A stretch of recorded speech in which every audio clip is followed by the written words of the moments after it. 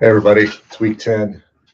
Have grade book issues with your discussion boards, so you're not going to see a lot of comments there because your assignments didn't populate like they normally do, but it's still accounted for your number of posts, so you got your points. Don't worry there. And because the application and discussion board assignment are so related, tied, I'm going to talk about them both in this video that I will do my best not to go too long, but here we go. Your application assignment asked 3 questions, asked about globalism and nationalism, asked about economic globalization, and asked about Haidt's suggestions for managing the differences of globalism and nationalism, not of economic globalization. Then at the discussion board, you were asked about what it means, or should a government protect certain cultural traditions within a society. Here it goes. I think nationalism is a more logical operating system for most humans, right? Humans are inherently tribalistic. They identify with a particular group. You identify what you are by as much as what you identify what you are not. Etzioni spoke about this quite a lot with his frustration of communities, right? It's about inclusion as much as it's about exclusion. Well, the nation state is the largest expansion of that. Within a nation state, you tend to have one basic belief system religiously, usually, linguistically, usually, as well as cultural practices and foods and values and behaviors and beliefs and all those things. It's a coherent moral order, a culture. And then you draw boundaries around that, and you say within these boundaries, we make decisions for ourselves, a nation state. And this seems to suit most people pretty well, and it fits logically with their understanding of the world and other people. So what's the benefit? Well, the coherent moral order helps to develop and instill trust and develop social capital, a la Putnam.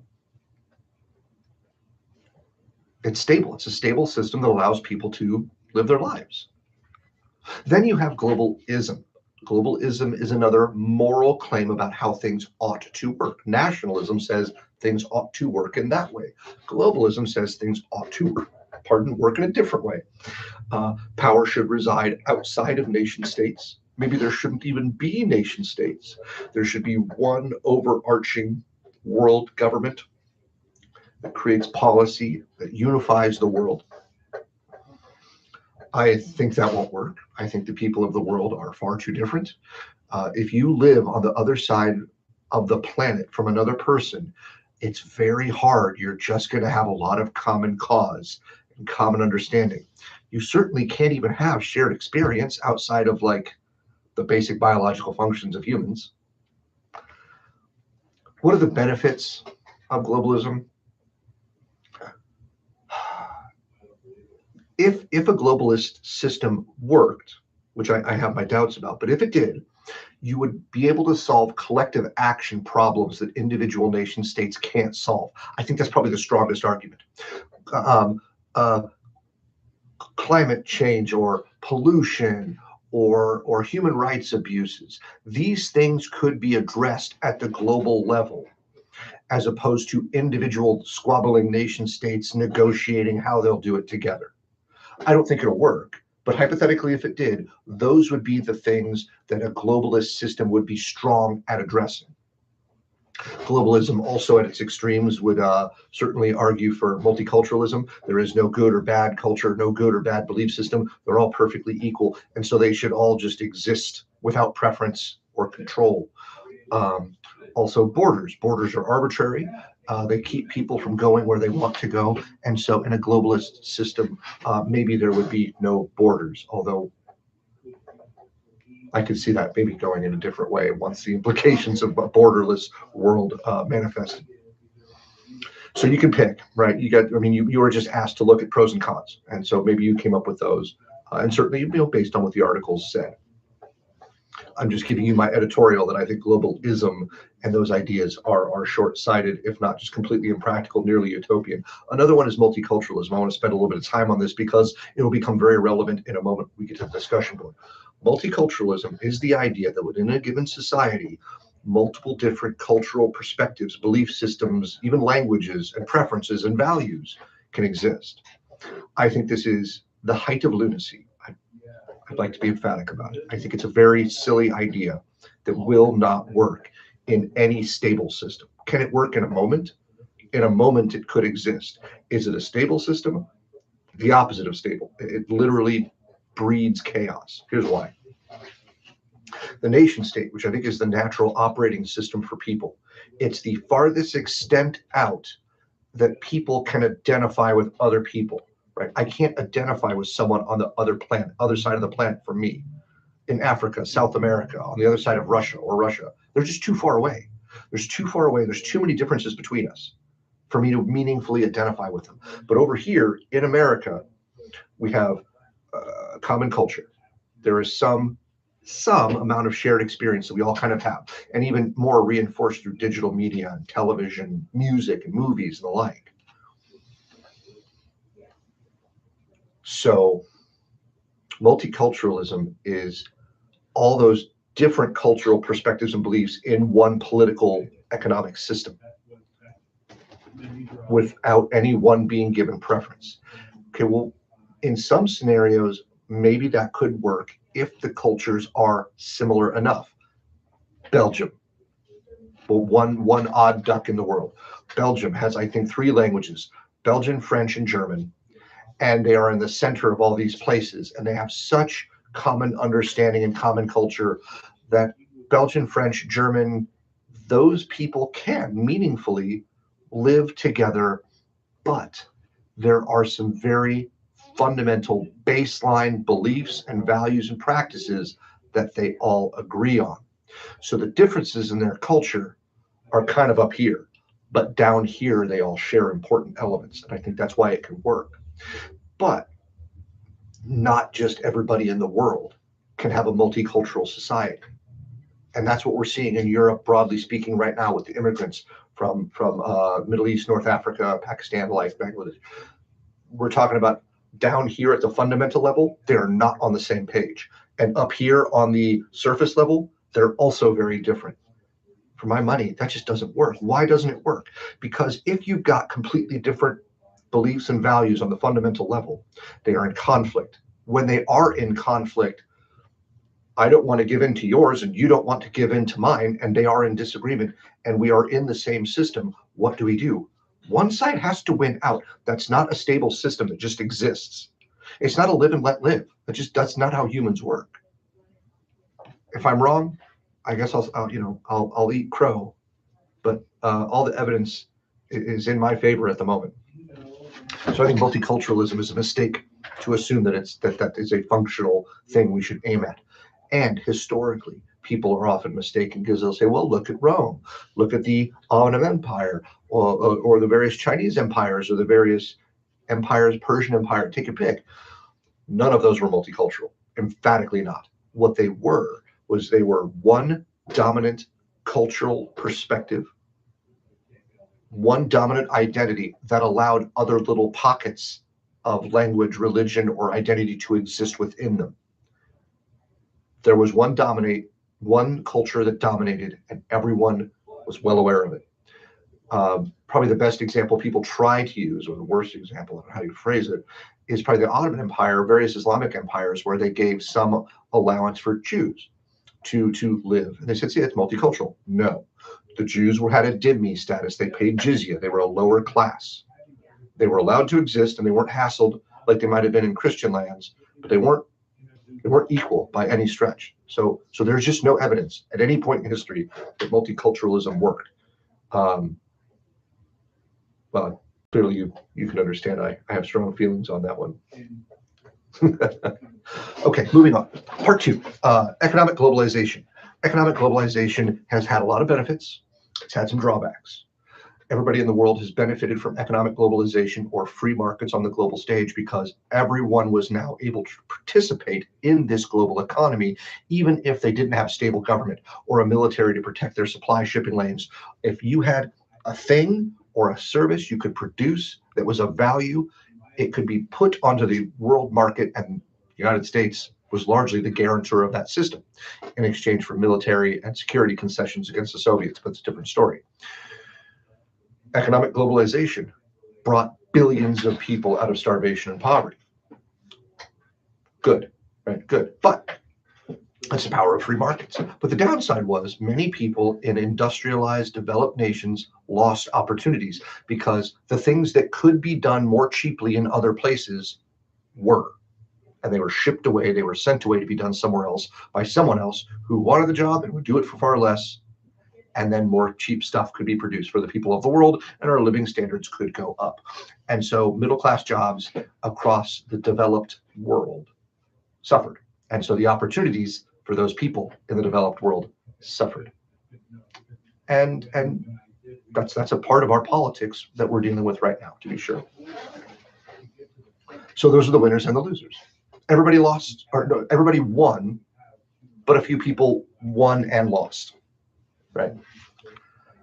What are Haidt's suggestions for managing the differences? The differences he is managing are about globalism and nationalism and immigration, not about economic globalization. He doesn't really talk about the economics of it that much.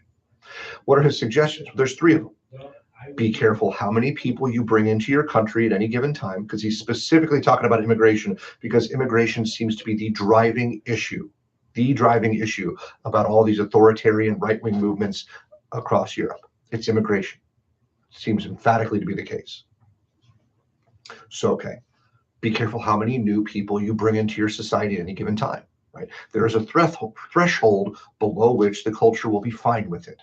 If you bring in too many people too fast, the culture will change substantially. Maybe there'll be language barriers, there'll be conflict on cultural values or fundamental beliefs, and social capital and trust will erode, and the native population will be upset.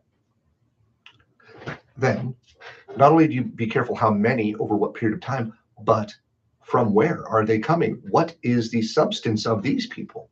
What are their beliefs and values? Do they mesh well or not with the values of the people of your given society? I'll give you an example. In the United States, we bring in, actually, over time, we brought in people from all over the world. You can actually go look up those stats, but we've actually kind of picked and chosen various places from around the world to bring people in voluntarily, not talking about the slave trade. Currently, we have lots and lots, in fact, unprecedented levels of people from our southern border, Mexico, and then South and Central America. Now, as concerning as it is that people come here illegally, which is a problem, fundamentally, there is not a substantial difference between the American religious and political and social culture and those of our southern and central South American and Mexican neighbors.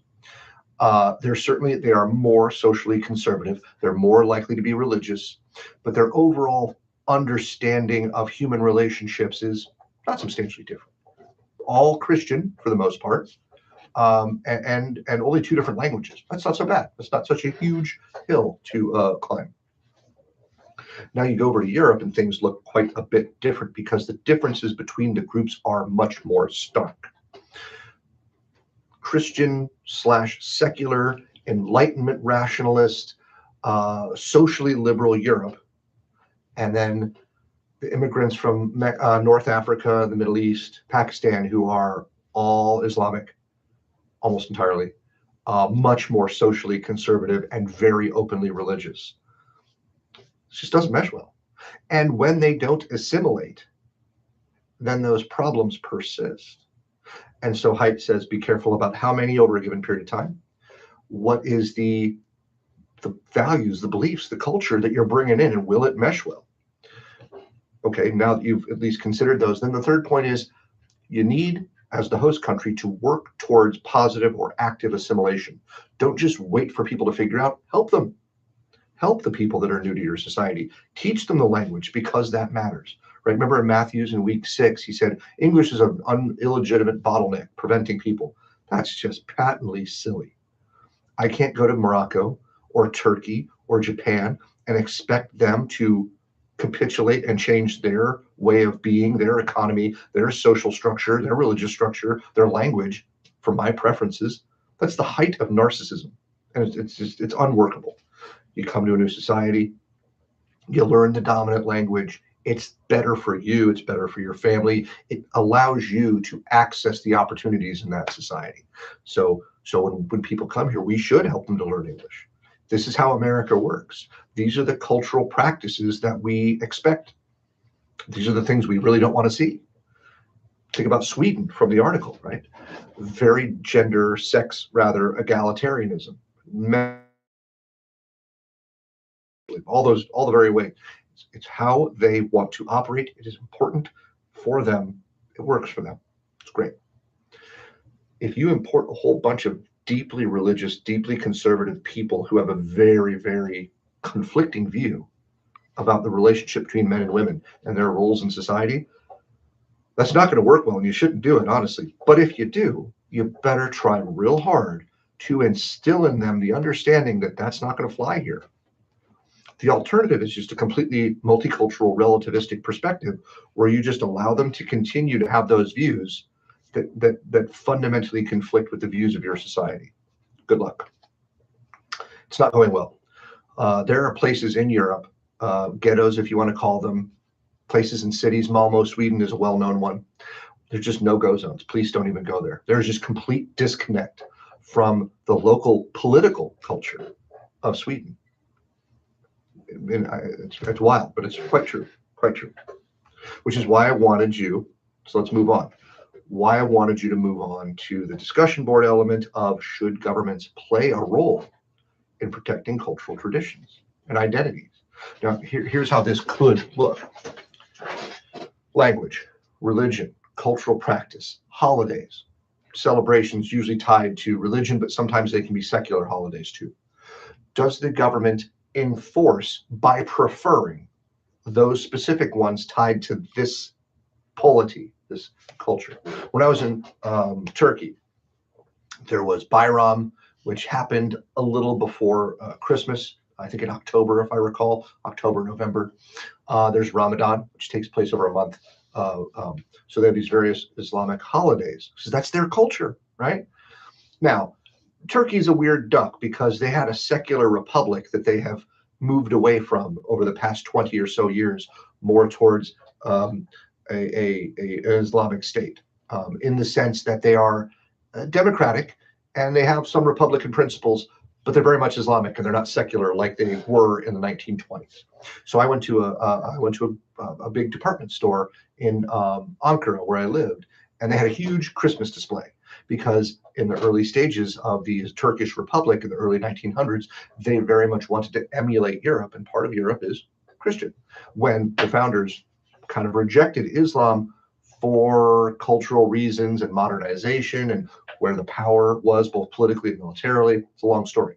The point is, cultures tend to have a look and a feel to them, and it's usually tied to a religion, but not always. Historically, it's very true. In the modern, certainly Europe, Canada, United States, US, Australia, largely Christian, but they try not to enforce it too much because we specifically have freedom of religion, where the government will not enforce or prefer one. But if you don't prefer what you have or what has existed, then the alternative is you just allow whatever pops up to be of equal value. And some of you might say, well, that's good. We should do that because that allows people the most freedom. But I'll take you back to my multicultural challenge. What happens when you have competing cultural perspectives? What happens when you have 20% of your population now wants to practice these religious things? Well, you can say, well, just let them practice it. But it's not just that simple, right? Because here in the United States, we take time off for specific Christian holidays, Christmas, Easter, right? These things actually matter to our schedule. Our government recognizes those things as holidays. So if you have a certain number of people from a different culture, let's say Islam, and they say, well, now we would actually like some exceptions for us. There's enough of us, and we can vote ourselves into power, and we can try to have an effect on policy. So now we want Ramadan and Bayram recognized as well, or take whatever. So now you've got, how many different religions do you recognize? Do you recognize every religion's holiday over the course of the year? Does everyone get time off for those? This might seem like a minor point that I'm nitpicking, but it's kind of representative of the larger challenge. What about language? Should we just say any language that anyone wants to speak should be welcome and accepted? Again, you're definitely respecting people's cultural distinction and identities, but at the expense of a functioning, coherent society, right? My Arabic sucks. It's very rusty. Like my Japanese is my Spanish is probably the best of the three. So I suppose I could function in a multilingual society with English and Spanish. But if you started putting on French or Arabic or Darija or Fusha or whatever, I'm lost. And I can't participate in that society meaningfully. And most of you wouldn't be able to either.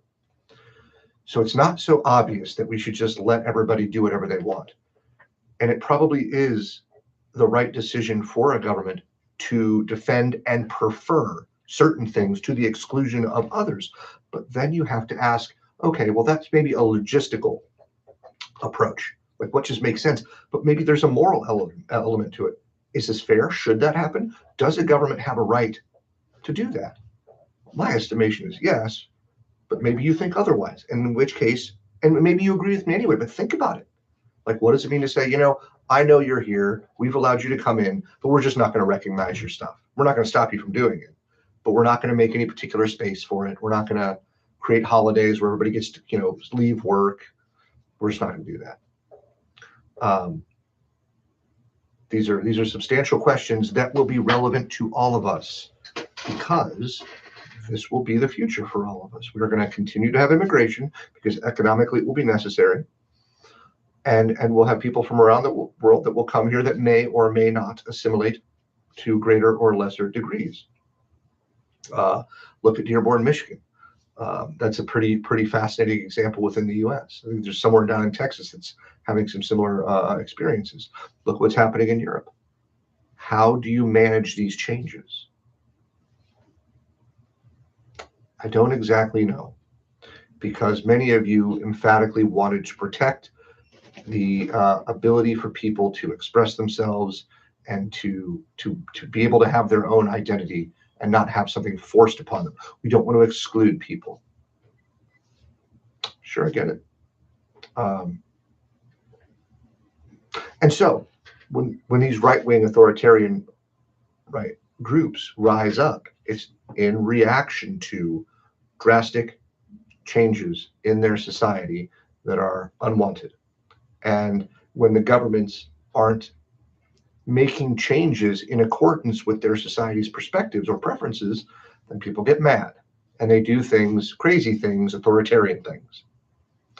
And that's why Haidt's original claims of, so you need to be cognizant of these things moving forward so you don't trigger the authoritarian responses. Hopefully now that's all wrapped up in a nice little bow. Be seeing you.